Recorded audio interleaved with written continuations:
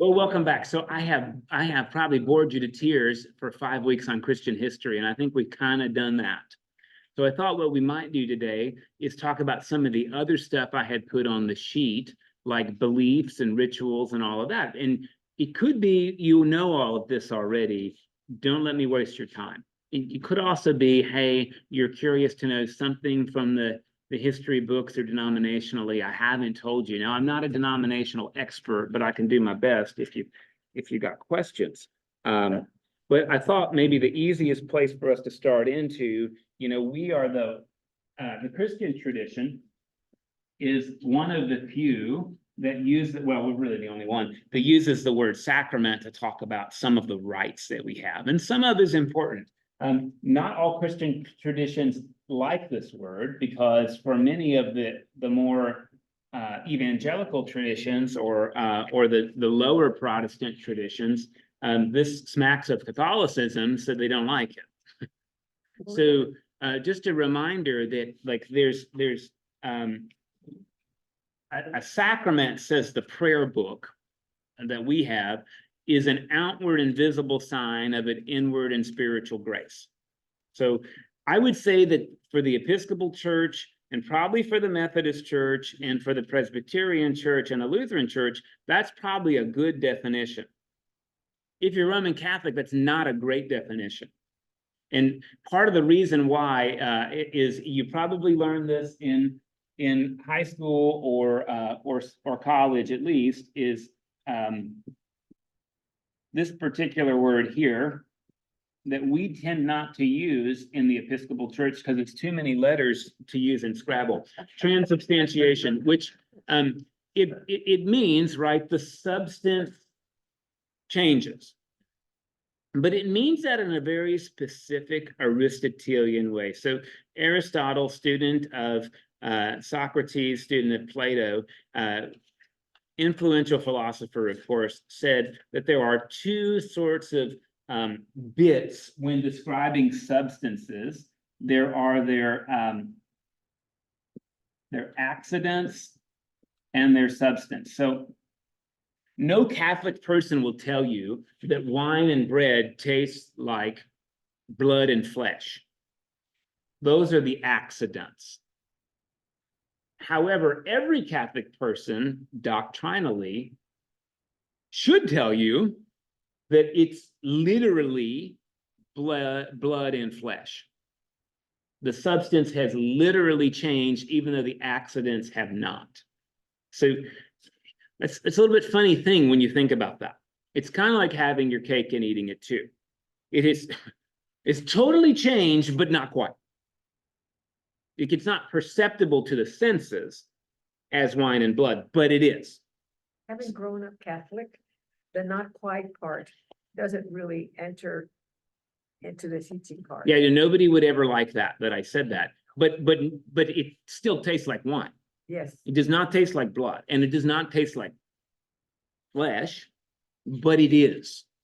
So, I mean, the best way to describe this is if you had like an electron microscope. And by the way, this wouldn't work. No Catholic person would tell you this. But if you looked at the transubstantiated host, it would not have the chemical structure of bread anymore. It would have the chemical structure of flesh. You don't talk about this in Catholic Church because it's nuts, but I'm trying to tell you this is kind of what it means. I mean, it's kind of the understanding, right? Like it's literally the blood of Jesus.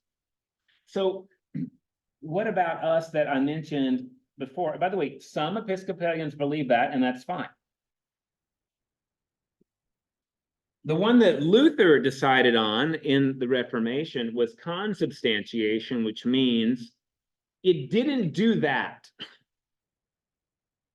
This is a misnomer, because you might say no change of substance. That's not right, though. And consubstantiation says we don't know about those things. What Luther said is if there is a substantial change, now it has the real presence of Christ. Now what is that? It really does change, but not in a way that we can describe like flesh and blood. So This is where we like to use words like mystery.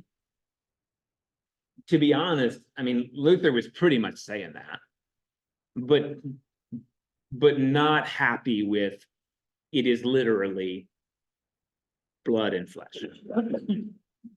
If this is a confusing word, it's because it is, right? This means yes, substance changed. This means not substance changed, but yes, substance changed. So Jesus is really present in that bread and wine. Now, the evidence for us is that once we consecrate a thing, we can't treat it like a normal thing. The same in the Catholic Church too. So because it's blood and flesh, or in our case, because it's real presence, you can't pour leftovers in the sewer. That's what you do with regular stuff. And what do? You either return it to the earth, like you go out and throw it in the grass, you consume it, or we have two sinks back in the sacristy. We don't usually use it. One's called a piscina, and it's a pipe that goes into the ground, and you pour it down there, and then you rinse it, and you pour that down there too, so that we return all of it to the ground. Now, if you had leftover wine at a party and it had gone bad, or Coke somebody didn't drink, like they started, you'd just pour it down the sink. So what do we do with leftover wine? We drink it or pour it in the ground.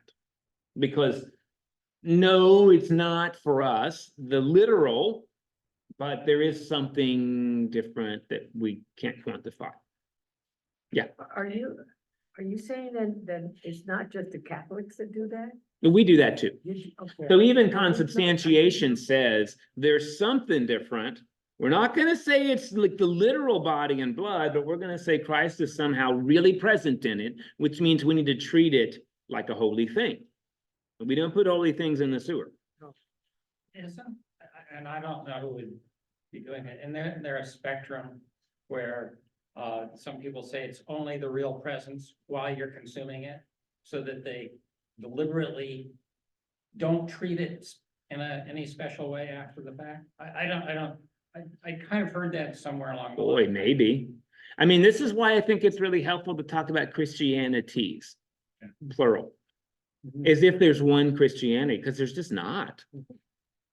Right? And by the way, these sacraments, this is the odd thing, rites and rituals are the most divisive things. Does the Orthodox Church believe in transubstantiation? Real presence. Because the Orthodox tradition does not like to be tied down into Aristotelian categories. That's too Roman. I mean, it's so funny. Aristotle was Greek, and Orthodox was centered in, well, Greece, right? But they leave a lot more room for holy mystery. That said, no Orthodox person is going to pour leftover communion wine in the sewer. So this may sound like hair splitting, and it sort of is. And this resulted in the deaths of a lot of people in the 30 Years' War, right? So we're just talking about Eucharist as a sacrament. What about the other things that we call sacraments? So, I'm going to get there. The third approach I wanted to mention is something called symbolism or an ordinance. This is really funny, that word.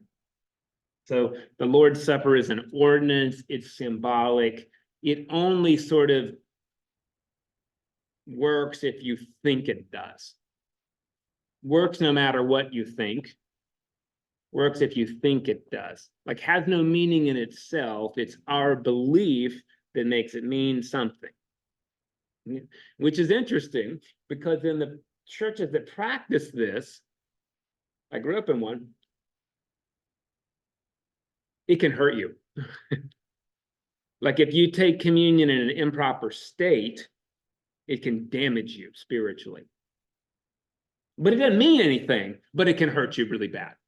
So you need to have like the right state of mind and spirit to have the ordinance. Now, look, Catholic and Episcopalian people too also like aren't into the casual taking of the Eucharist by and large, right? Like, it's a solemn thing, which is why we kneel and why we have confession before, right? nonetheless, the more I become Episcopalian, the more I think like, wow, if Jesus is really present in the bread, like, and Jesus doesn't want to hurt you, like have more, so anyway, it's just interesting to think through. This idea comes out of, about the Eucharist being harmful, comes out of a misread from 1 Corinthians, where Paul tells the 1 Corinthian community that they're receiving the Eucharist in an unworthy manner because some people are getting there early and eating it all. And when you do that, you're eating and drinking judgment on yourself, he says. And they weren't just eating bread, they were having a potluck. So rich people came and they brought all the chicken and they ate it all too. And then the working class got there and there wasn't nothing left but crackers. And the rich people were full. And Paul is saying that's not actually the Lord's Supper. That's your supper. We don't have potlucks on Sunday morning as part of the service anymore, but it is helpful to hear that the original institution was a meal, not a cracker. And the earliest Christians had a meal on Sunday morning, not a wafer. There are traditions who still do that. The Moravian Church has a meal. They call it a love feast. So they don't have little cups with crackers. They actually have a full-on meal. John Wesley met those people and was very influenced by them. We are in full communion with the Moravian Church, which means I could be a Moravian pastor or they could be an Episcopal priest tomorrow if the bishop gave them access. But we do that part different. Why am I doing this? Because this is true of all 7. All 7 can be understood in these kind of ways, if that makes sense. So let's think through the Lord's Supper. If you're Roman, you're going to call that the Mass. We tend to call it the Eucharist. Communion, the Lord's Supper. By and large, that's how we do that, right? And we get it. Hey, this level, body and blood. This level, something's different. We don't know what. This one is, it works if we think we do, and we better be real serious about it because we don't want to offend God, right? So that's wine and blood. And what does it do?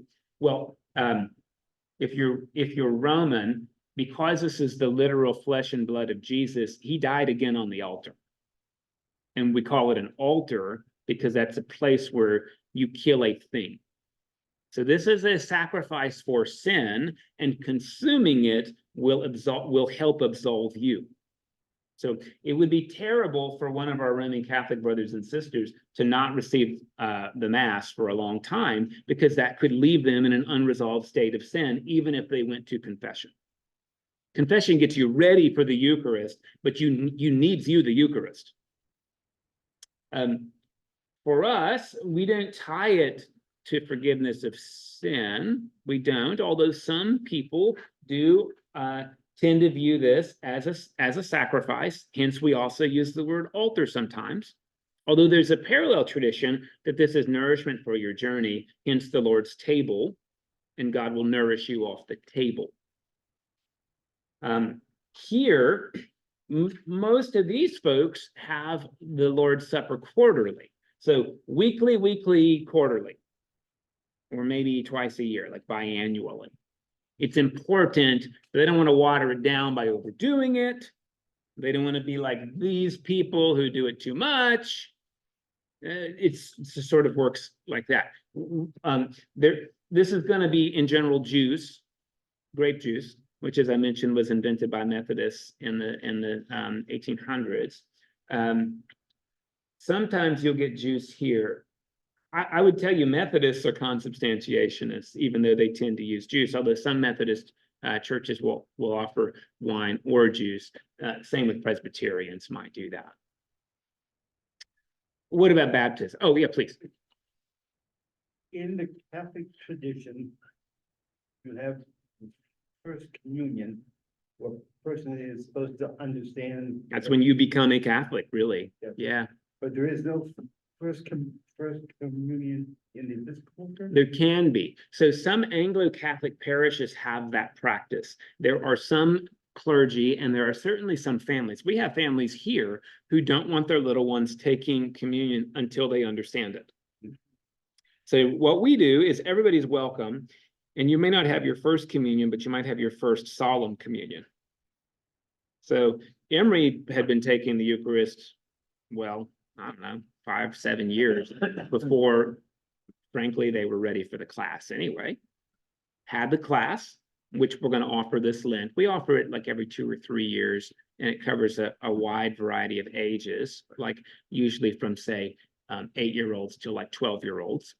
And it's several weeks long, and like, here's what we do, here's what it could mean, that sort of business. And then kids take a first solemn communion, and they get a photo, and maybe they wear like a nice shirt and all of that, because it's like a rite of passage to do it, even if they've been doing it. How old are they when Well, we don't really want to start instruction for kids till they're like 8. I mean, you don't want to do that for 3-year-olds. That would be really difficult. Even though we talk about it a bit, and parents talk about it at home. So I was just trying to remember, as raised as a Catholic, when was First Holy Communion? Second grade. Second Yeah, grade. which is, One week was First Holy Communion, the following week was confirmation. yeah, you're like 7 or 8, depending on where you are. I couldn't Yeah, remember. for us, it was, Much older. I thought did it was- not- I was older too. take communion until after you were confirmed.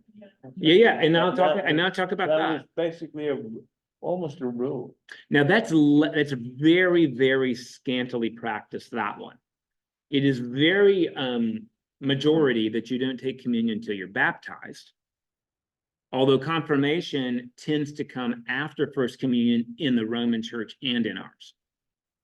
Intellectually, there is something about waiting for confirmation to me. Yeah. Yeah, but in the Church of Ireland, that was not the Absolutely. exception, that was the norm. Yeah, here it's a minority view. That's what I'm trying to say. In the United States, period, not just in the Episcopal Church. That's, the Roman Church doesn't do it that way either. Because when I grew up, it was the same. Confirmation before communion? That's correct. Yeah, you did not take communion until you were confirmed. That's interesting. So that is definitely not the widespread practice today in any tradition in the United States. You really get all 3 of these in Episcopal churches. Of course you do. High church, mid church, low church. Now, I've not run into a low church that actually used grape juice, but I wouldn't be shocked if that happened. Yeah, you're right. Because there's a lot of variety in us, although like the party position is this one. But I came into the Episcopal church and high Anglo Catholic, and we Yeah. were definitely right at the top. You were up here. Yeah, Yeah. absolutely. Yeah. Again, I have colleagues who believe that. I mean, it doesn't offend me, although I don't understand why you need to believe that. I mean, like, this seems to be like really the middle ground position, right? Like, if you can accept this, then it looks like whatever you think it looks like, but that seems to be like the fundamental foundation for it. Yeah. Okay, how about baptism? That's the other main one. By the way, like all Christians do these things. Baptism and the Lord's Supper or communion. It's the other 5, not everybody does.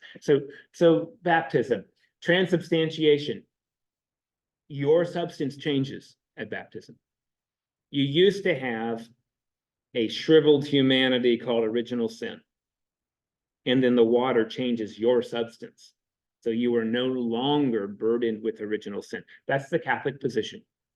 Not all Catholics believe that. I'm just telling you doctrinally, that's the Catholic position. Some Episcopalians believe that too, but that's not the party position. Right? So transubstantiation, the water also changes, which means we don't pour baptismal water in the sewer. We pour it on the grass, or we put it in little vials and we like toss it on things to bless and sanctify them. That's called holy water. Of course, you know that Roman churches, like many of us, have these little holy water fonts. They're often small and attached to the wall, but sometimes they're on a pedestal like ours, so that you don't get baptized out of that font. That's how you bless yourself and remember your baptism. So look, if you don't believe in original sin, like we don't doctrinally as an Episcopal church anymore, if you read the 39 articles they did, which is like so Glad we don't do that. Then we say, look, we don't know what happens substantially. This is all about quantity and quality. This is just about qualitatively. This is really good for you, right? So we still do this for infants, so do Presbyterians and Lutherans and Methodists. These folks don't do infants. They do adults only. I was 10. And people wondering why I was taking so long, right? I mean, like this is a thing. Usually these two groups usually will sprinkle. Usually this group will immerse. I do immersions if people ask for it, but in general, we don't have immersion tubs in Methodist, Episcopal, Lutheran, Presbyterian, and Roman churches. Like it's very rare that there's a baptistry that is like a sauna or a tub. They have one over at St. Bernadette's. I'm not surprised. Now, some Episcopal churches have them. Me, I would just take you to the pool or to the Clear Lake or something like that. But they require like space and plumbing. So we tend to not have them. But if you went to a Southern Baptist church, they're going to have a baptistry, and there's going to have white robes because that's what you're good front and center. Yeah. And they'll have a table that they'll never call an altar. Like they'll have that too. So some of the look of the churches is going to be the same, but hopefully these categories give you a different way of perceiving how folks perceive them. What's the point of baptism in the lower evangelical church? It's a mark of obedience because Jesus did it, and so you should too. But it's not going to forgive you from sin.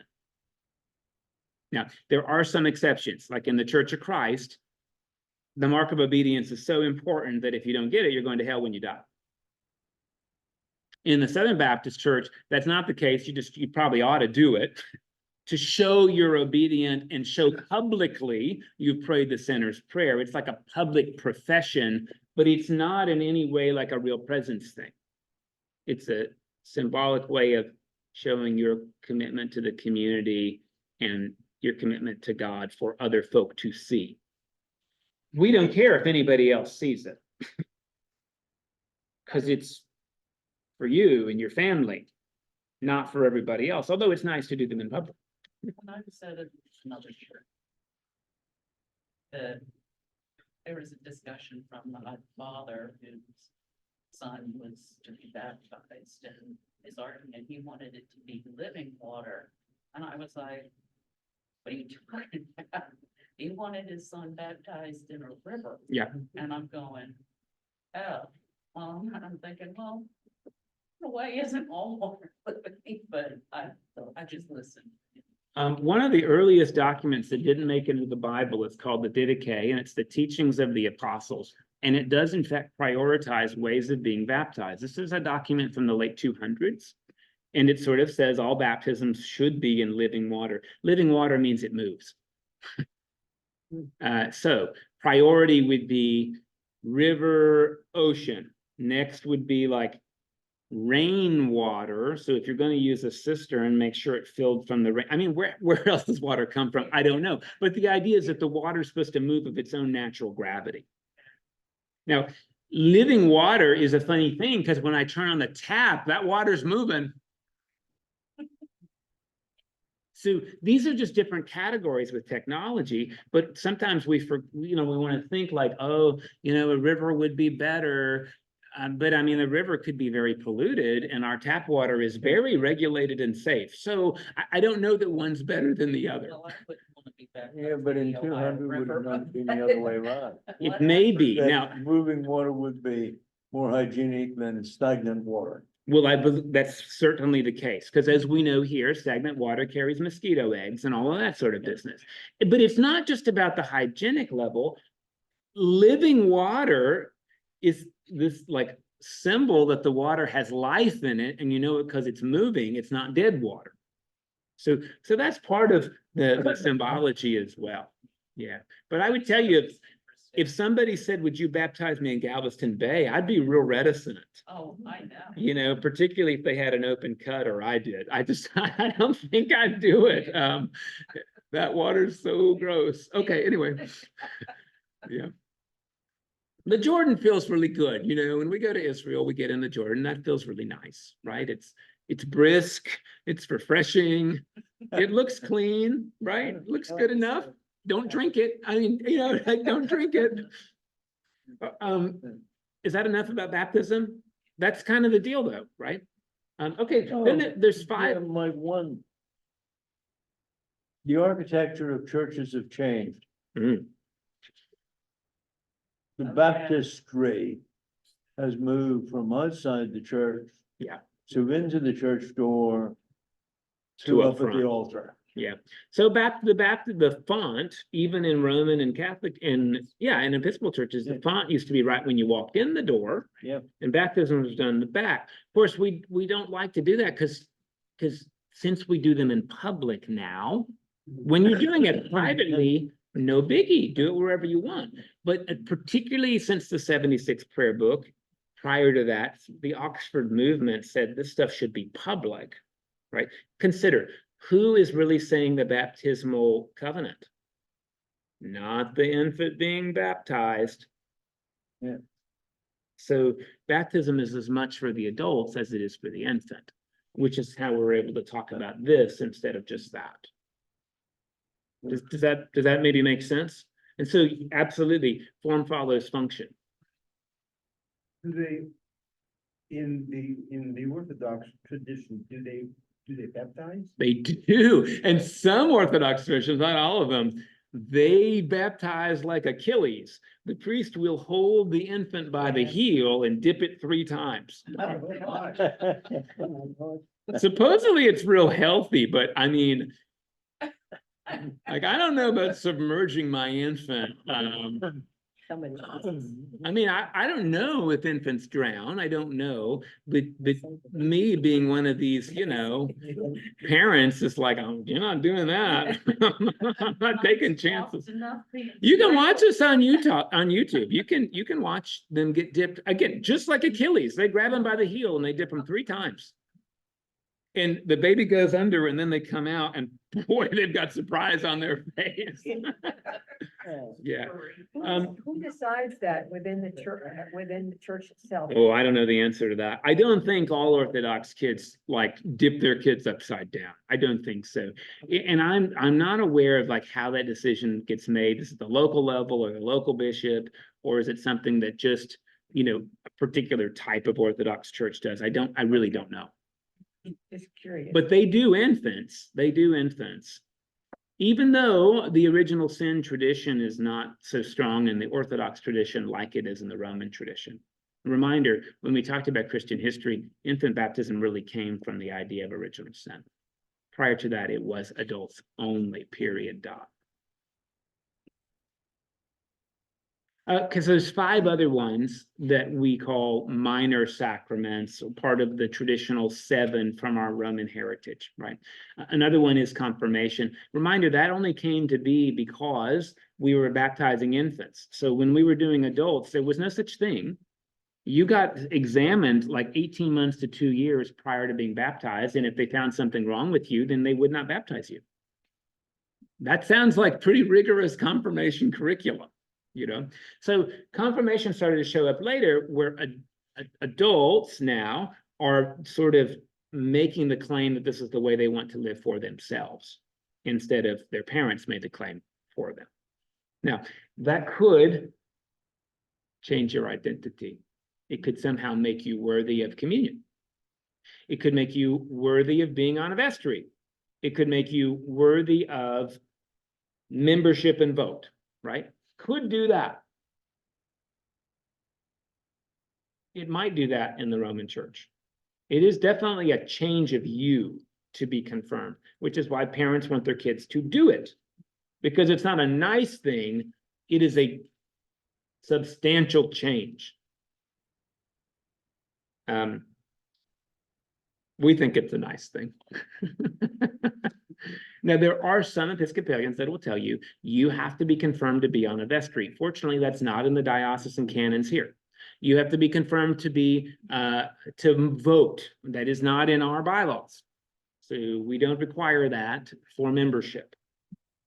It is a nice thing. We don't think it can hurt you to be confirmed. It's confusing, not confusing, I'm not sure how to say this, but I believe it's a substantial change because I grew up that way. I mean, I grew up with that belief And you taught it. and I taught it when I. And by the way, I would tell you, it is substantial to be confirmed. It just doesn't change you at the alchemical level. No, absolutely, okay. So Okay. when I use the word substantial change, I mean like there's something Yes. alchemical about it. I'm saying it's really nice. Okay. And that can be makes very sense. sober and important. I mean, it's a covenant that you make, and covenants are things like marriage. Like, yeah, you can have more than one marriage, but we tend to want you to have fewer of those, right? And like just one of these should be good. These guys don't do it. They don't do it. Instead, they do rededication, which is a funny thing. Now, you can do rededications as many times as you want, although if you have them every week, people will probably look at you funny. But this is a thing, right? Especially this happens to college kids. Evangelicals love to target young people emotionally. That's called emotionalism. It's wrong, by the way, but they love to do it because it's twisting somebody for the purpose of getting something you want. Emotionality is great. We all have emotions. Intentional emotional manipulation is called emotionalism, not in favor. Would that be also what the altar call is? An altar call is something similar to confirmation, but you can respond to altar calls more than once. And altar calls can be very authentic and emotional. They can also be very coerced. What is an altar call? An altar call is when you need to get yourself right with the Lord, because if you don't, you're going to die and go to hell. Therefore, at the end of a service, I'm going to give you a chance to come do this publicly, because the public element's important. Otherwise, your faith may not be real because you're not admitting it to anybody else but yourself. So often after the sermon, you will sing Just As I Am, all 26 verses, while the preacher waits, and somebody usually starts to think like, oh, he looks so lonely, I better go down. Or sometimes people backslid in their Christian walk and they want to get right with the Lord by doing this publicly. So it came out of the revival movement, tent meetings, but it's almost institutionalized. And it's funny because there's no altar in a Baptist church, but there's altar calls. What do you do? Is when it you just get up? Baptist? You get up there and the preacher prays with you and like maybe lays their hands on you, or there's like lay people who have been designated to like pray for you. And then at the end, the preacher will say, Kathy just accepted Jesus and wants to get baptized next week. Welcome your new sister, Kathy, into the fold. Glory. It's sort of like that. So Well, and then there's one thing that I've heard growing up in a Baptist church, a lot more than once. When they're singing the 26 verses. Oh, it's a lot of verses. They'll say, okay, if nobody comes, we'll let you go. And we're thinking, nobody comes. Yeah, I You're know. not praying for the sinners in the congregation, you're praying that it will end so you can go get that fried chicken. yes, so can you go several times? Oh, yeah, you can go several times. I mean, if you go every week, it's like, oh, there she goes again. But you know, like, I've done this, that, or the other. you can. It depends on the place. Yeah. Now, the preacher's not gonna say, now Kathy's here because she's been looking at pornography, bless her Lord. No, it's not gonna be like that. But you might tell the pastor that and hope he's turned his microphone off. In my Baptist church, the elders would oftentimes target someone in the congregation and move down the pew and sit by them and talk to them and talk to them. Talk about intense pressure. I mean, I've been targeted as a visitor in a church. The sermon was directed at me because I was wearing shorts and it was about all these evil things I was doing. I was like, I don't know who you're talking about. Like, oh, yeah, I'm pretty good. But like that happens sometimes when you have a newcomer, you want to make sure you get them right real fast. Now, I'm making it sound bad and I don't want to make it sound so bad. I would tell you emotionalism happens at all three levels. Emotionalism, which I'm telling you, I think is wrong. It is wrong to manipulate people based on fear and emotion. Look, sometimes it happens, but to do it intentionally just doesn't seem right to me. I always think of the classic altar call, the Billy Graham crusade. Billy Graham was a little less like what I'm talking about. Little less. Very compelling, very group. Yeah, but kind of thing. think about what it takes to do that every week. I mean, that's just a lot of pressure. But they do it every week because they want to give everybody equal chance. It's very democratic, actually. It's very democratic. So are they trying to save you? Or Yes. They want you to join their church? Yes. Okay. And they want to also keep you like on the straight and narrow. And so if you perceive you're not, like this is a way, it's almost like a way of doing confession That was. without saying out loud in front of everybody what you're doing. But it's like, hey, I've been backsliding and I want to get right with the Lord. That might be what you say, which is kind of like a public confession. We don't do that. We don't do public confession. To be really clear, we don't do that. So that's kind of what they've done with the confession, right? Is rolled that into the altar call. That makes- And also confirmation. Yeah, though that, as a Catholic and going to not confirmation, to confession once a month or when, however Yeah. we what's the schedule we had. But it seems like that kind of thing. And because in Catholic school, you were expected to go. But you were never expected to do it in front of anybody but the priest. No, that's precisely. That's called appropriate. No way. Yeah, I remember one time a priest said to me, you don't need to tell me anything that you've done because you're here. And that's enough. Yeah. And that was like, wow. we've talked about this. You had a lucky heritage. You did. Really? That's what, yeah, no, not all Catholics get that. No, I hate confession. I made up sins. that's pretty normal that people do, by the way. Kid at Catholic school, we had to go, oh, what was that? Yeah. Look, I should probably tell you too, that the age of confirmation varies widely. Most Catholic folk get confirmed when they're like 12. Right. And I tell you, most Episcopalians do it at 12, and I will not confirm a 12-year-old. I refuse to do it. You've got to be 16 for me. Well. Or else there's got to be special circumstances. Why? Because it's the only time you only get to do it once.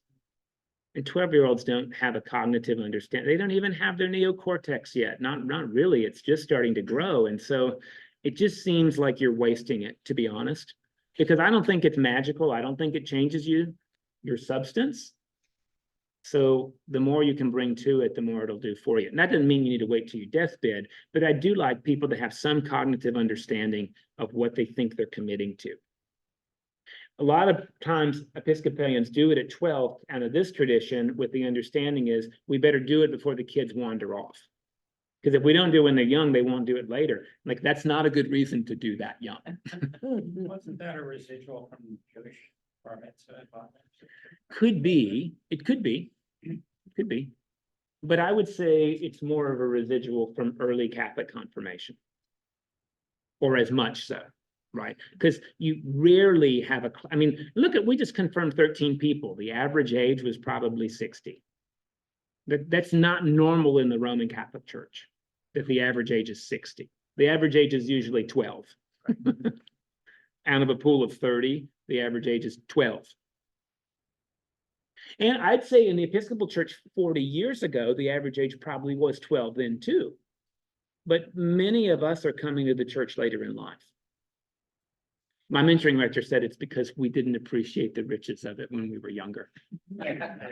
I'm not sure he's wrong. I'm not sure he's wrong. No, it's not right. Yeah, I think sometimes we have to really like trod through some muck before we realize, oh, like there's less muck there. Yeah, anyway.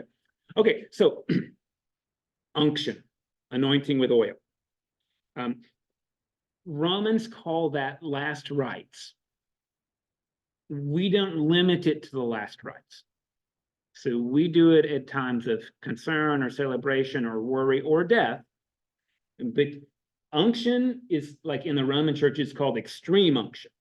You get it when you're dying and it comes with the last rites and it substantially changes you because it absolves you finally before you go meet the Lord.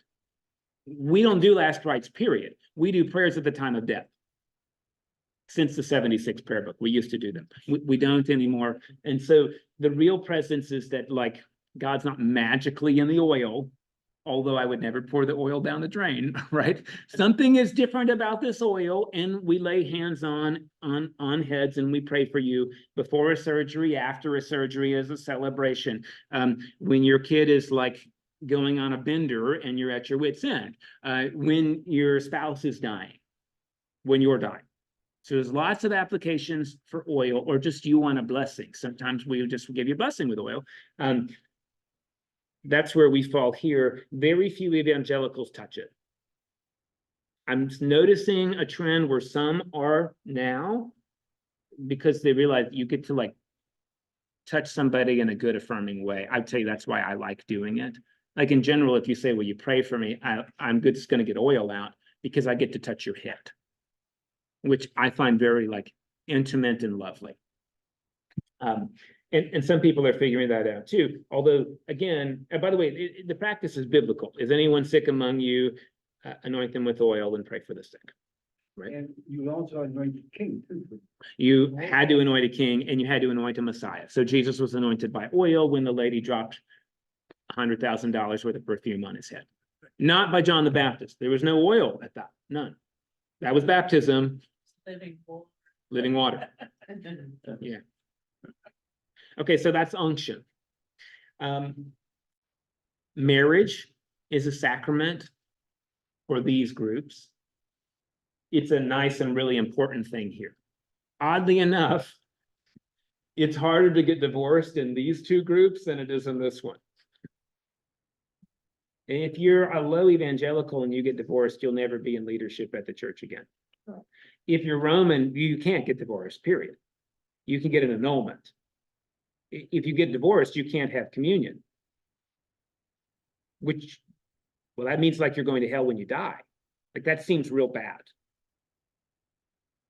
So marriage is a sacrament for us, but it can be undone and you can get remarried. So And annulment is, it means you were never really married in the eyes of God. I didn't, well, Some people love their annulment process because it helps them have closure on a relationship that didn't work well. One of the hard things is during an annulment is if you had kids with that person, like you didn't really have the kids, which is kind of a strange thing. I guess I didn't buy into that part. Yeah, well, very few people buy into it. It's a thing you have to do. Because if you don't get it, you can't have another marriage in the Catholic Church, which means your marriage won't be sacramental, right? Catholics don't do outdoor ceremonies. You have to get married in the church because it's consecrated space because they have a relic in there. I had a priest who said to me, when I did confession for the annulment. He said, Graciela, you don't have to tell me anything about what you've done, because I've been single for a while. Yeah. And all that. He said, because you're here sitting in front of God and me. And it's the purpose and you've got a good intention, the right intention. You don't have to say it. There are some very open priests and some very open Catholics. It's just that the letter of the doctrine hasn't been opened yet. I hope that makes sense. So nothing bad, I'm not even saying anything about the doctrine. I just want to say it's got some hangups and this is what it is, right? The doctrine is tough. The doctrine's tough. When my mother got married, she was raised Catholic and my father was not Catholic. They were not allowed to get married in the church because he was not Catholic. So the priest came to my mother's family house and they had a small wedding there. And then when Louis and I got married, we got married in the Catholic Church, but he wasn't Catholic and then, oh, fine, you can come. Depends on the priest. See, and I've got a friend too, who's married a Catholic and they got married at a museum, but like in a traditional Catholic family, that's like scandalous that you would get married in a museum and that you would marry somebody who hadn't converted. The doctrine is you have to be two converted Catholics to have a Catholic wedding in a Catholic church.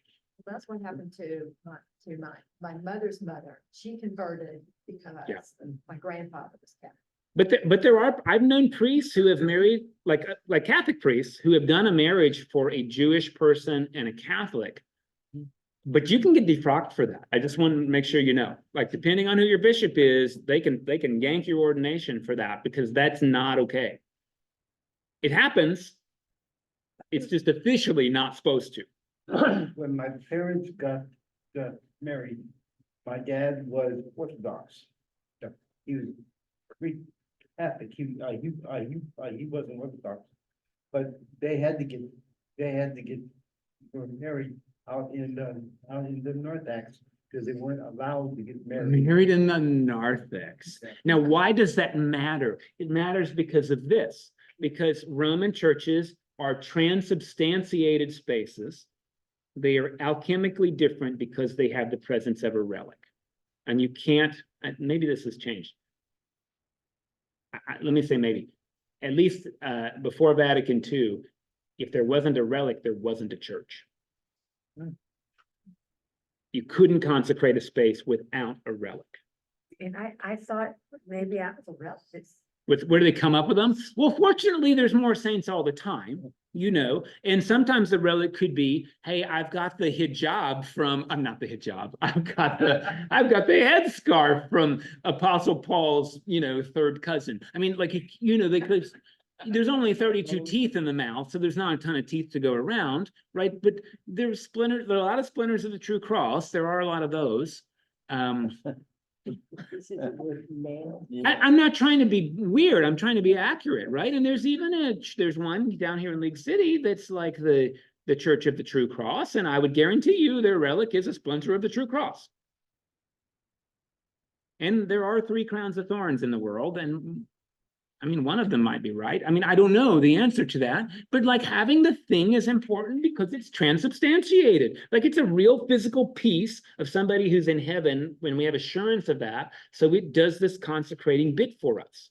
And it has to be under the altar. Or in it. Yeah. Or in it.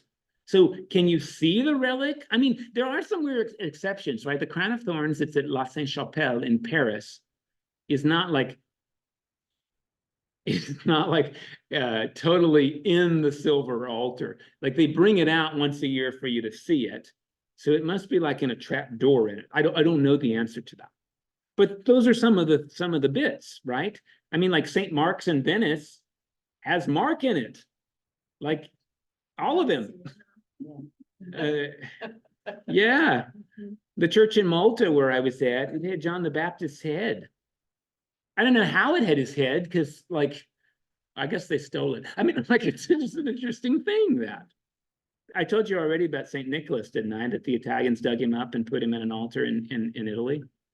They were looking to build more churches in a Catholic revival in the 1200s, and they didn't have enough relics. So they dug Nicholas up. He was buried in Turkey. And they took his body to make a church in Italy. So the original Grinch is like this little church in Italy. They stole Father Christmas from Turkey and put him in an altar. I mean, this is the kind of thing that happens when you have to have transubstantiation. You've got to have something that is physically different because the previous occupant is now in heaven. How much of the Catholic Church actually really follows that? Well, if you have a church, you have a relic, period. Does Yeah, anybody that's- care? I don't know. I don't know if anybody cares. See, that's the funny thing. You never know, like, do people actually believe the doctrine that you promulgate? Well, I've seen Bernadette's. I would venture to say 90% of people don't know that there's a relic there. Yeah, that seems really fair. Seems really fair. And, you know, it's a really funny thing. Don't get me wrong here, but, like, you know, we read the Hebrew Bible. We don't know how many people believe that.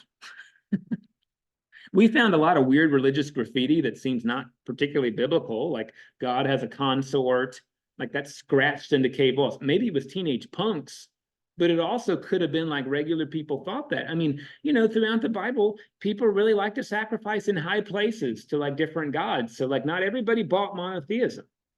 So what proportion of the Judean population were monotheists? No idea. The priests were, maybe. Although they don't come out that good either. When you read the stories, the priests do all kinds of crazy stuff. So like we never really know. And that's why it's interesting to talk about official doctrine and then what's the average person think, and depends who the average person is, I suppose. I mean, many Catholics, Roman Catholics, the first thing they're supposed to eat is the host. So you don't have breakfast before. And that actually is many Anglicans do that too. Is that a thing in Ireland as well? Yep. Yeah, and so people come to church hungry and they go to breakfast afterward, and that's part of the reason you go to the early service. Because if you wait till 10:30, now but actually, I mean, a later service was an intentional morning, like it's intermittent fasting, right? You don't have breakfast on Sunday till you've had the Eucharist. Now, I'd tell you that practice pretty much dead in folks 60 and under. Yes, absolutely. And I don't think it's because they don't have faith. I just think it hadn't been taught to them, or it hasn't been taught in a way that's compelling. Wasn't taught to me in a way that was compelling. Yeah, it's an interesting thing. By the way, I eat before I come. So, we all do this different. And I'm not saying that my way is better. I'm just trying to describe there's trends and they do change. Okay, so I talked about unction. Confession. Confession changes your substance because you came in going to hell and you leave not. Confession's good for you. We think it's good for you. We think it can't hurt. We do it in every service, but it's very general. We also have a place where you can come in and do it privately one-on-one, because sometimes it's good to name to another human being what it is you're most worried about and hear that other human being say, yeah, and God's not worried about that. These guys don't do it as confession, they do it as pastoral counseling. So there's not usually a rite associated with it. We have a rite. If there's a part in the prayer book, you say some words, you say what you're worried about, I give you a specific absolution from the prayer book. I also, because we're Protestant, I also have a point where I can give you words of comfort and advice. Stop doing that. Anyway, yeah. But so again, confession is one of those things. In general, I hear like 5 of them a year.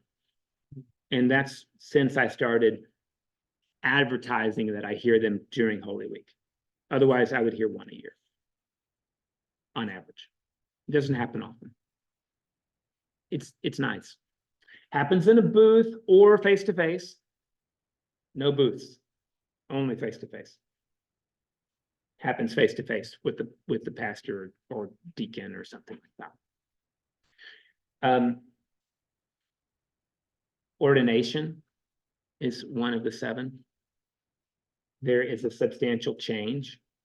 You went from not being able to consecrate the Eucharist to now you can. Some people call that the magic fingers. Like you've had a substantial change such that you can now substantially change other things. Baptismal water, Eucharist, 2 couples who come to get married, confession, like you now become a change agent. Don't know what happens at ordination, real presence, but at least you have the authority of the church to say, like, yeah, like this is going to work for you. May not be that I have magic fingers. Turns out you can also baptize somebody under emergency circumstances. I think you can give somebody the Eucharist under emergency circumstances either. I have to check that. You'd have to get the Eucharist. Yeah, it's pretty easy to get the Eucharist if you've got wine and bread. Really? As long as you've got wine and bread, yeah, that's all it is. But somebody's got to bless it. And- Well, I got to review the prayer book and see if you can do it under emergency. So maybe you can't, because the truth is you don't need the Eucharist. You don't need it. It just won't hurt you. It's really good. All that to say is there's a discussion, what does this mean? And some people think that an ordained priest is substantially different. And some people say now the ordained priest is the representative of the parish and the diocese. And to be honest, it's not probably an either or, it might be both. Curious thing in the Episcopal Church, we're the only one where our priesthood cannot be taken away. I can lose the ability to practice my priesthood, but I can't lose my priesthood because what we say is, who makes you a priest? That's what we say. And a bishop is the one who says, since God has done this, you can serve in my diocese. So you can lose the ability to serve as a priest, but you can't lose your priesthood. If that makes sense. What legal status has a priest? None. I don't have to pay, I mean, it's funny, because of the way the laws are set up, I don't have to pay Social Security if I don't want to, but then I can't draw from it either. Yeah. So I choose to pay Social Security. Yeah, I meant more I don't have any other state, criminal, legal. none. I will tell you, having been one of these folk, that this has a lot of benefits when I walk into a hospital or prison. It's so beneficial that people will break the law by telling me confidential information without me asking them to. I don't say like, well, my friend, you really shouldn't be telling me this. I usually say, thanks for telling me. In fact, they could lose their job and go to prison for doing that. If a priest should lose the ability of one to serve in one diocese, can they go to another diocese? They theoretically they can. I don't know any bishop that would let that happen. In That's case you're what- curious, this happens a couple times a year in the Episcopal Church in the Diocese of Texas. Yeah. Somebody will commit clergy misconduct. We never know exactly what they did, although we might hear that they violated Canon 2, Section 3, which is about sexual misconduct. Or we might hear that they did Canon 2, Section 4, which is about conduct unbecoming a clergy person. So we never hear so-and-so had an affair or so-and-so is a drunk. We don't get that. But every priest in the diocese, along with every bishop in the Episcopal Church and every senior warden of every parish gets an email that says, so-and-so has been inhibited. Inhibited means time out. Or we get one that says so-and-so has signed an accord, means so-and-so will not be practicing priestcraft in the Episcopal Church. And and it's very possible that the Bishop of Florida would say, well, come be a priest here, even though like, you know, you're a drunk affair person having in Texas. I just think there's collegiality among bishops and they honor, we're not letting you serve here either. Whenever you were talking about the various sacraments and the different styles and traditions in the Episcopal Church, is it the bishop who sets the rules and how much flexibility has the priest? Yeah. So the answer is, it probably depends on who your bishop is as to how much flexibility you have. I mean, I'm just going to tell you something that's not a secret. Andy Doyle is a low churchman. He's very low. He's not opposed to high church. He's just not it. Have you heard the guy chant? He's dreadful at chanting. It's awful because he doesn't do it. Yeah. He did it here when he came. And I'm just like, oh my God, like next time we'll just have you talk. I mean, it's tough. I'm not saying I'm a great chanter, but I mean, it's really bad. So, look, we have a lot of flexibility per pastoral consideration and local custom. We have a lot. That said, there are sometimes rules, and I've told some folks this every year at clergy conference, we have something called a fireside chat, which is neither by a fire nor a chat. It is when the bishop tells us these are sort of the rules based on the last year, like here are some updates. And sometimes we get the updates. Sometimes he does this comedically, but sometimes he'll say, and this year he said, there is this thing I've heard about, and I'm not, you know, he never says who it is, you know, I'm trying to remember the Latin term, solo nuncius or something like that, uno nuncius, saying a mass by yourself. By yourself. By yourself. And he said, you will not do that. By the way, that's our polity. I cannot consecrate a Eucharist by myself. There has to be one other human being in the room who can say amen with me at the end or nothing changed. In the Roman Church, a priest can say a mass alone and transubstantiate the host. That can happen. In fact, in the Middle Ages, priests got paid to do this, to say masses on behalf of dead people. Yeah. So we don't do that, they do. I don't know that they do it much. But like if you go by a place that has a mass every day, there might be 2 people in it. What happens if no one shows up? The priest does it anyway. Because you're doing the mass for God as much as you are for the folk in the room. Yeah, in a Roman Catholic church, they probably would. I guarantee you they will. Yes, Yeah, yeah, they're there to say the mass, and like the world needs the mass said. yes.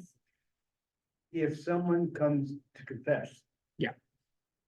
Are you allowed to go to the police and say that person has confessed the There's murder? only one way I can do that and not get in trouble, and that's if a child's health is in danger. A murder, I do not have to go to the police about. That's under the seal of confession. Child endangerment, like I'm a pedophile, I'm actively abusing a child, that's a 911 call. But that's the only call I'm making. Can I deny somebody absolution? It turns out I can. Boy, God, that would be awful. Father, forgive me, I've sinned. No, I don't think so. That just seems really not okay. The prayer book gives me that authorization. Prayer book says I can withhold communion from people under certain circumstances. The bishop told us again this year, you better not. Unless you get my permission. So no withholding communion without my personal permission. Because communion can't hurt. If you don't like somebody, they probably need more of the real presence, not less. So that's the kind of stuff we get, David. I mean, Andy's never said to me, hey, you can't wear a beretta, which is the church hat. Yeah. Andy doesn't like berettas. Andy's never said, you can't wear a maniple. I know he doesn't like the maniple. I wear it because Jim Smalley bought them and we have them and they're real expensive. So to me, it's part of the tradition of the place. Does anybody even market or know what it does? Probably not. No. Used to be the purificator on the wrist. But Say a that again? $200 purificator, we're not wiping your mouth with that. So Okay. it's a sign of service, although it's been equated with a sign of fancy pants, Roman Catholic, Anglo-Catholicism, and we're not like that. So it's just funny what we do. What else has Andy said? You can't put glitter in the baptismal font. I'm telling you as your bishop, you can't do it. He's told us that you cannot intentionally offer the Eucharist with goldfish. Like you can't say this is Sunday and we're having goldfish communion Sunday. Like if you're in a pinch, it's probably fine. Like you have nothing else and whatever, but you can't like on Sunday morning, pour out some goldfish and consecrate those. Like this is a thing. Why does he tell us this? Because people are doing it. So hopefully not anymore. Yeah. That's the kind of directives that we get. I don't get a directive that says you have to wear, brown patent leather shoes. And has anybody been to a Eucharist where the priest holds up the host and genuflects 3 times? I don't have any instruction on whether I can or can't do that. I can do it. I'm not doing it because it doesn't mean anything to me. It's an Anglo-Catholic. I mean, truly, it's an Anglo-Catholic tradition. Nothing wrong with it. Just it in my part. It could become that one day. Same with the chalice. I'm worried I'd spill it on myself. There's another tradition that I've never heard a bishop talk about that I hate personally, which is that there's the priest toast that you break, and then there's the little wafers. And I've been to a Eucharist where, God bless Father Ted, he was a traditional guy and he was really sweet, but he only gave the priest toast to clergy. And then when you were a layperson, he'd give you the other one. And they were on 2 different plates, and he'd go back to the credence table to get one and give you your one wafer, and then your clergy, and he'd go back to the credence table and get the other one. Huh. I hate that. I think it's awful. Yeah. But it was traditional. It was Father Ted's tradition, and he was a lovely man. Just, oh my gosh, that was so elitist. It was awful. I've gone to Episcopal church where people do this at the rail. And they want me to put the wafer in. Usually it's because they were Roman Catholic, but not always. No. Why do they want that? Because their hands are too dirty to receive the sacrament, which is bullshit. I'm sorry, because we already confessed and were absolved. So your hands are fine. But and that's the origin of the practice. People do this because they grew up doing it. Well, when we were in church, that's what my children were instructed to do. Yeah. I was like, what? But see, often we do a thing without even knowing where it came from. And it's just the way I mean, that's what the definition of culture I like, the way we do things around here. So that's the way we do things around here.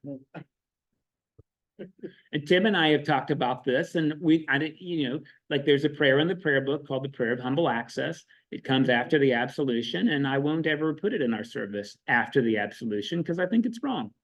It's in the prayer book and it's optional. I don't hate the prayer, I just hate where it is. We're not worthy to pick up the crumbs, except that God already made us worthy. Like that happened at the absolution, right? So do that. Then do the confession, then get absolved, and then sit up straight. Like that seems proper to me. And the bishop doesn't tell me I can't exclude that prayer. Because if the bishop was that tight, he may as well go do it all himself. I mean, and then there's also the consideration of local custom. Because parishes do some weird things, like really weird, touchy-feely things, like they hold hands and say the Lord's Prayer. That's so weird, right? That's how germs come from. Sometimes people even like sing the Lord's Prayer together, like, oh, that feels really evangelical. I'm joking, I hope you know, right? But we all have these like different kinds of customs, and very rarely does Andy say you can't do that. He probably would say it one-on-one if he just knew. If it's a few people doing it, then we'll hear it at clergy conference, Yeah. Did I cover all 7? Baptism, Eucharist, ordination, marriage, unction, confession, confirmation. I did, right?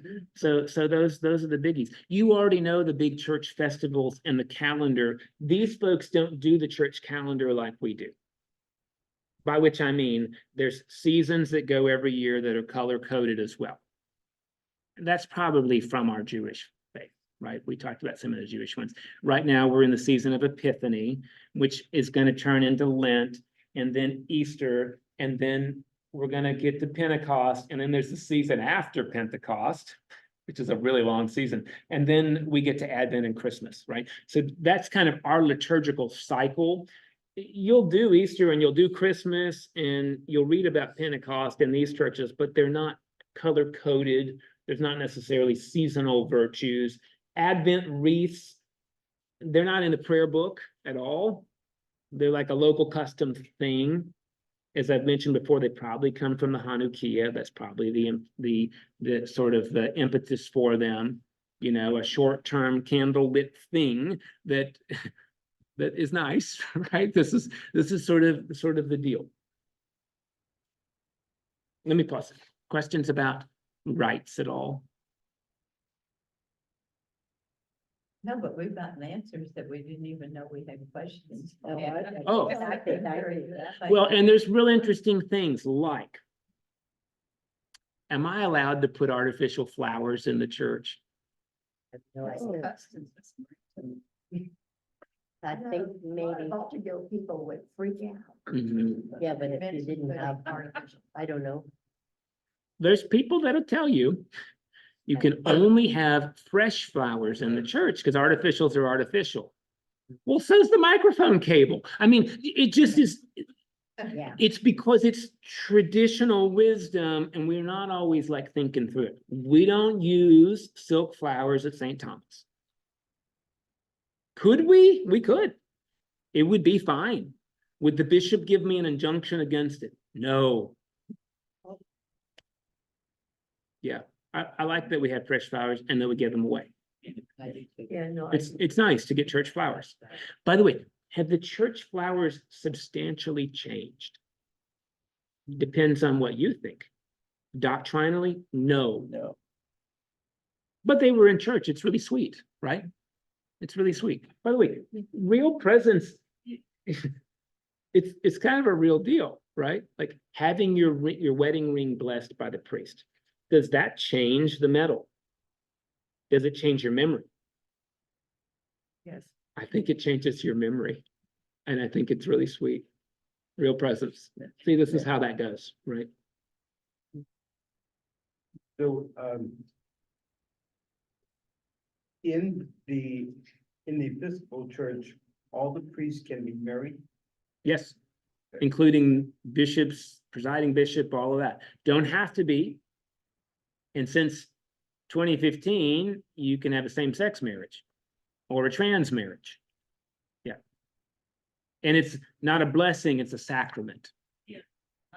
You don't have to get permission from the bishop to do this. or- Not anymore. No.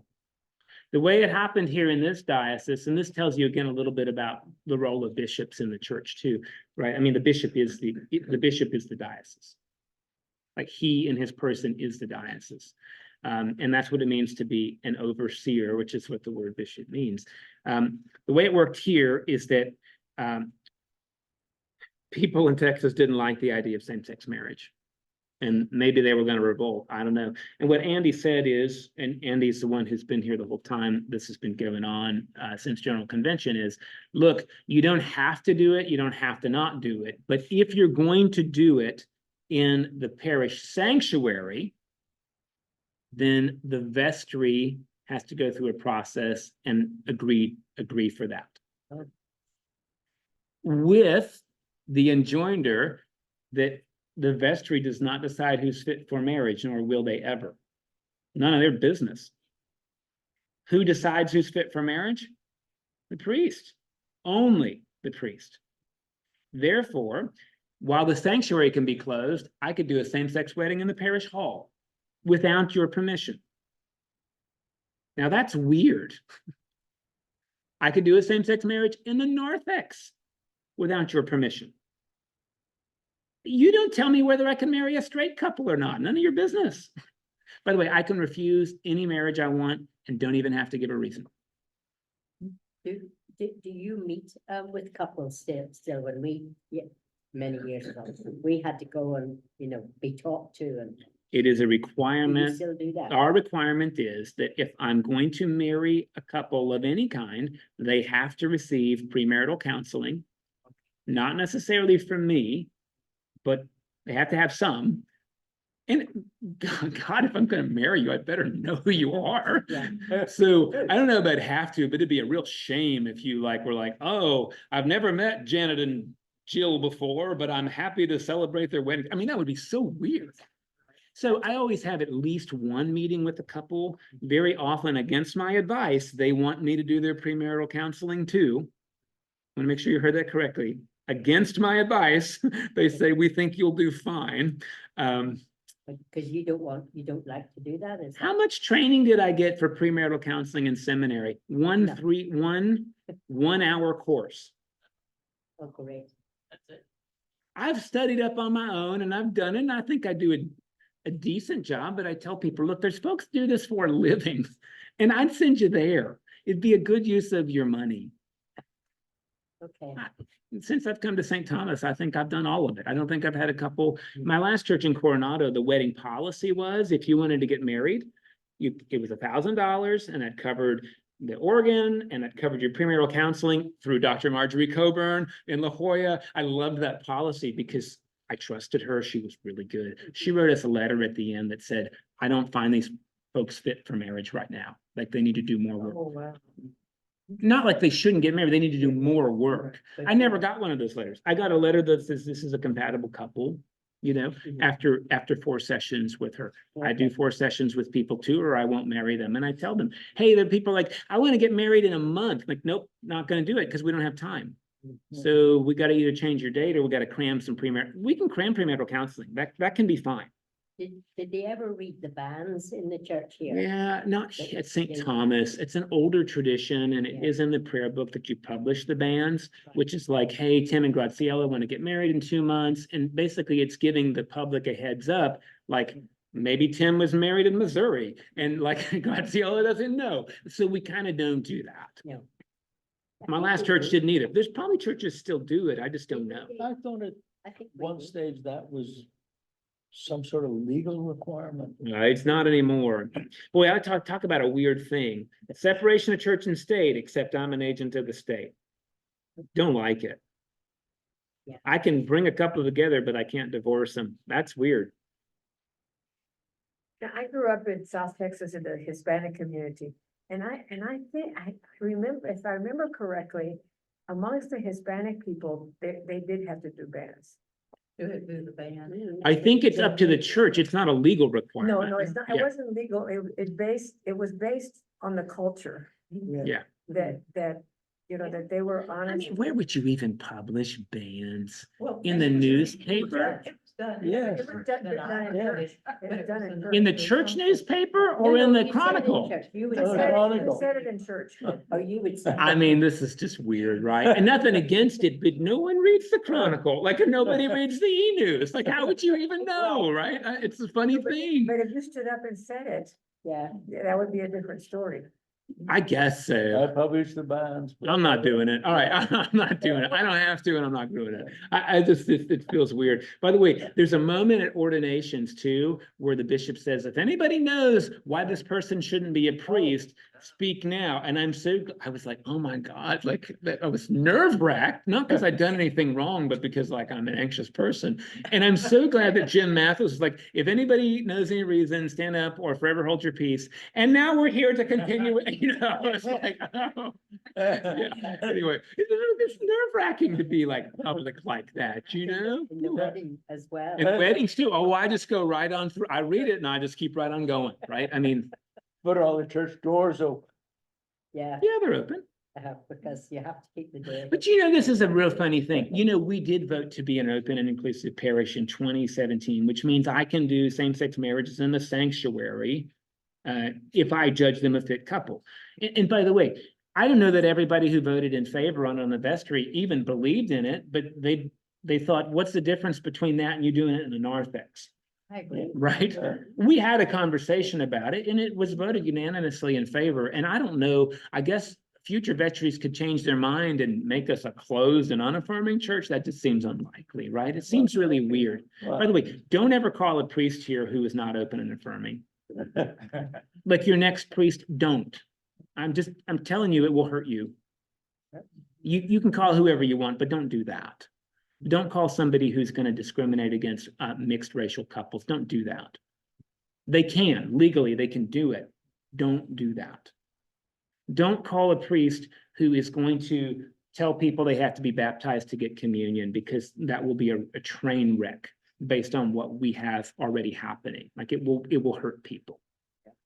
Ask those questions when you call your next priest in 10 years. Yeah. Might say that the priest has tenure, so if you get somebody. you You're don't stuck like, with them. you're stuck That's with right. You're stuck with them.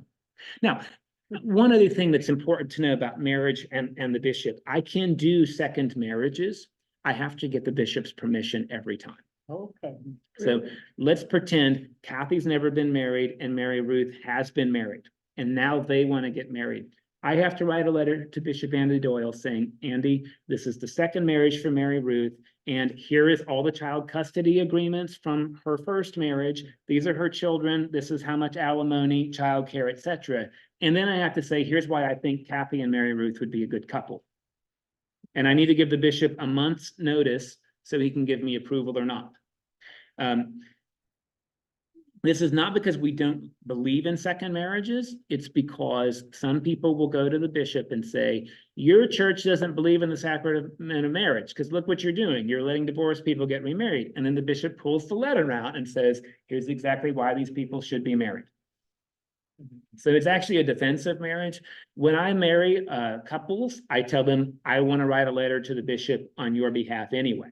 You don't have to, but I think it would be really nice for you to describe how you know this is the one in writing, and then read that on your first anniversary and see where you still find yourself. It used to be we had to do that for same-sex couples in San Diego when we were going to bless them and not marry them. But once marriage became a sacrament, they didn't have to write the letter. So do have to do it. If it's a third marriage, I don't even know if I can do it. Or a fourth marriage. I think a fourth marriage, I can't. Unless you're a widower. That's not considered a divorce, right? But if this is the fourth time you're looking to get married, I think I'm just going to send you to the bishop. I think. I have to reread the clergy manual, but it's something like that. You have a clergy manual. It's 79 pages. And it gets updated like every other month, and we don't always know that it did. I mean, it's a lot. Yeah, the clergy manual tells me what I can spend, what I should spend discretionary money on, not what I have to. It tells me what I should. It gives me rubrics. It tells me the time and what the letter of the bishop looks like for marriage. It tells me like lots of things that I need to know about, so that I don't do conduct unbecoming a clergy person, if that makes sense. That's a really vague phrase. Conduct unbecoming a clergy person. Usually it means like, don't commit a crime and don't embezzle money and like, don't get like publicly drunk and swear at your people in church. Like those are kind of the things, but it could mean a lot of things. When I first got here, I was like, do I have to wear a shirt when I go jogging? And I decided not. I've still made that decision. I don't think that the bishop will. If Yeah. if you decided to leave the church for some reason, is there a ceremony of sort of defrocking? No, I wouldn't be There's no- defrocked because I'm ordained not for a church. I'm ordained for the capital C church. The whole, yeah, okay. Yeah. So no, if I left the church, you haven't lost a rector in a while. The way this normally works is that a rector gives you hopefully no more than 1 month's notice, because longer than that and it becomes the longest goodbye and it's awful. Hopefully what they do is they say, look, I'm retiring. Or I've been called to St. Swithin's and my last Sunday will be in 3 weeks. Okay, Often, if the parish likes the clergy, they'll have some sort of no, look, when it's not a good gathering, like when it's not a good fit and the priest leaves, that's a really sad goodbye party. Because there's often two parties. There's the one with the priest and then the real party when the priest leaves the room, right? So, yeah. does that give the church though enough time to find someone else? Well, look, I should tell you how it works in this diocese and in most dioceses. When a rector leaves, you're not calling an ex-rector for probably a year. Okay. You're going to get an interim rector or a priest in charge while you have time to think through what you now need. Usually we leave some messes behind. I just have to be honest. We leave some messes. An interim is there to come like and sweep things up. Ken was a great interim. Ken Fields was a great interim. He made hard decisions that are sometimes hard for us to make as a rector, because as an interim, your time is short. You've got a year. So you can tell the vestry, look, you don't want to do this. And I'm telling you, you need to do this and this and this and this before your next priest comes. Ken did that. That's why we spray painted the parking lot with rhino liner, because Ken said, no, nobody wants to come to a church with a parking lot that looks like Baghdad, right? Like it looks terrible. So to fix that parking lot was going to be $80,000. So instead they spent $8 and spray painted rhino liner on the top, and it looked good enough to fool this guy, right? I mean, that's the deal. Before Ken got here, like all the financial records were on legal pads, and Ken was like, well, I think we should have computers. So Ken told the vestry, you better buy some computers, and they listened and they did, right? I mean, that's a good thing. I remember all that. Yeah. If the church gets a priest that they don't like, Oh, they better not have called him as a rector. okay, but if they do, the vestry has the power of purse, right?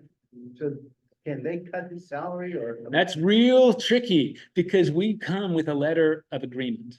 The letter of agreement is our contract, and it's signed by the bishop and the senior warden and by the clergy. So if you call somebody and 2 months later, you're going to try to change the letter of agreement, I don't know if the diocese will let you. Now, the bishop can't move me because I'm a rector. But the bishop could say, Mike, I really think it's time for you to move on. And there's some incentives the bishop can offer. There's a thing called the bishop's fellow, where I work for the diocese, like I get paid my salary to do, I don't know, maybe even nothing, while I'm looking for another job, so that you're not stuck with me anymore. And that's only in San Diego, we didn't have any money, so there was none of that. There were none bishop fellows. I mean, if I'm really being bad, the bishop could like have an ecclesiastical court or inhibit me. But if it's like, hey, we don't like Mike because he doesn't seem happy when he's here. Well, be nicer. I don't know what the bishop's gonna tell you, right? Or we think Mike's doing a terrible job because, you know, he preaches sermons we don't like. I mean, I don't know what I don't know what Annie's gonna say. Or like, we want new name tags and Mike won't get us new name tag. I mean, the bishop's gonna laugh at you for that, right? I mean, that's just silly. So, no, I mean, it's not like we can't be removed or we can't be like pushed out the door, but we gotta do something pretty wrong. You know, that is something pretty wrong. My mother's, well, my home church, mom's church, that was there.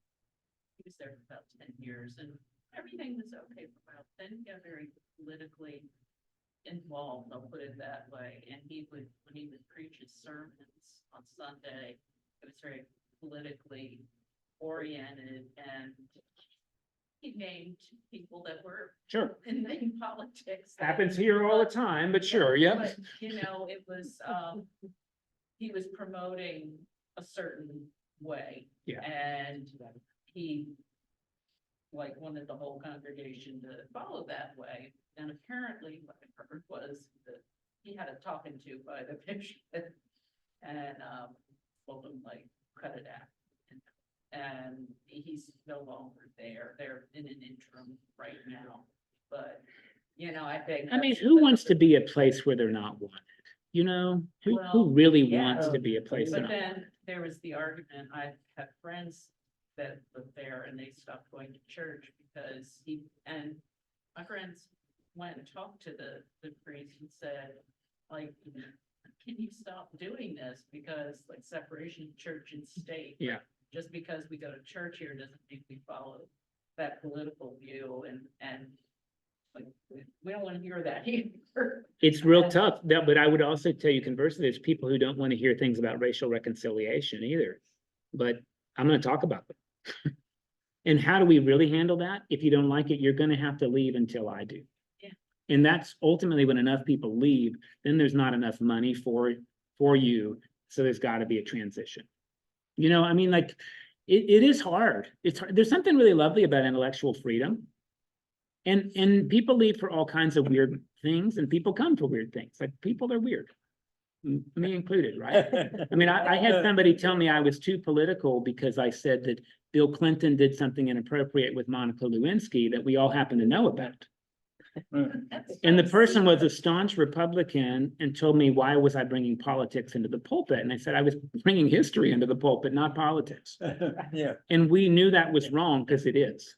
Yeah. I didn't say anything about the current sitting president who'd been accused of doing those things. Maybe that's why the person thought I was talking in cipher. I probably was, right? I probably was. Well, trying to coerce your congregation to vote a certain way is, I think that's stepping over the line. Well, because I grew up the way I did, I certainly think so. Although some of our colleagues think that's part of their ministry, so I don't know how you figure that out. Some of our colleagues think that. They do. They do. I don't think that, but some of my colleagues do. Yeah. Do you want to talk about Start Islam next week, or do we need another week on Christianities? What's that? We missed. We can 2 talk weeks. about eschatology, which is like end times. We can talk about the problem of evil in the church, like why do bad things happen to good people or at all. There's lots of theological approaches to that. What else do we tend to talk about? Is an empty place. Say again? Oh, yeah, that kind of thing. So we can talk about, Mike. let's do that then. Let's do that. We missed 2 weeks. Have you talked about the Coptic Church and Thomas in India? No, let's do that next week. Because I know we're firmly at time. I'll tell you a bit. I talked about the Coptics briefly, but I'll talk to you more about them next week too. Okay. And I'm happy to tell you about